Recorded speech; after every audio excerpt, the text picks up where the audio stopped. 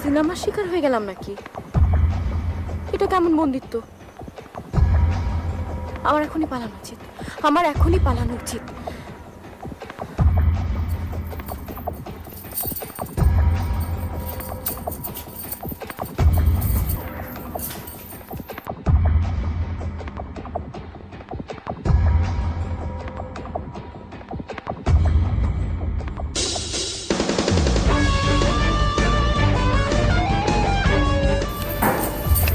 এই যে শুনুন, আরে আসো আসো।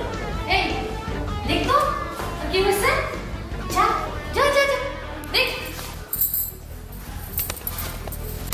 কি হয়েছে তোমার? পালাই বাচ্চা।